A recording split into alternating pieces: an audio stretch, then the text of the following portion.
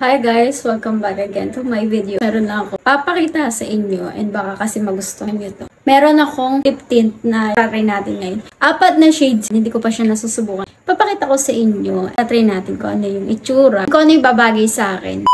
So ayun guys, ito yung 4 na shade. Try natin siya guys. So ayun, doon sa ilalim niya, hindi ko alam kung ano yung pangalan nila. Wala kasing nakalagay. So ayun, try natin siya. Oh! Ang ganda! Ang ganda niya mga be. Mafic yung pangalan. Para siyang babasagin. Ubarayin ko muna yung lip tint ko dito sa labi ko para matesting natin. Uy. Mabango siya guys. Ang ganda! Ang ganda niya mga be. Feel na feel. Girly lang. Ang ganda niya be.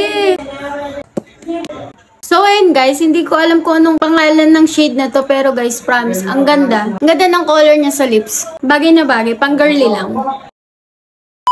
Next natin itong isa. Huy, ganda. Be, ang ganda, para siyang brown. Mabango din yung amoy niya. Huy, be, ang ganda. Ang ganda, be. Ito yung color niya. Wala din talaga siyang pangalan. Wala talaga. Ito yung color niya sa lips ko. Ang ganda, promise. Try na naman natin yung isa. Pak. Para siyang red-brown. Mabango din siya. Ganda. Pak. Ang ganda. Girly lang, gano'n. So, ayun guys, ang ganda niya. Promise. Ganda. So, ayun, try naman natin yung last. Hindi ko din talaga alam kung anong pangalan ng shade niya. Chinese kasi mga be. Kaya na lang mag-translate, charot. Parang same lang siya. Parang siyang brown. Pero i-try din natin.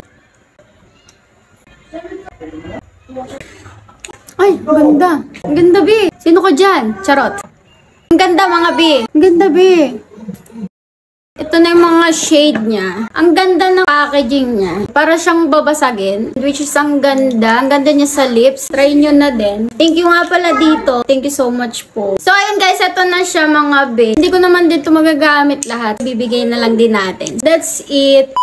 Kung hindi pa kayo naka-follow sa aking Facebook page, mag-follow na kayo and please subscribe to our YouTube channel para mas mag-update kayo sa aking susunod na videos. Yan lang guys. Always keep safe and God bless everyone. Bye!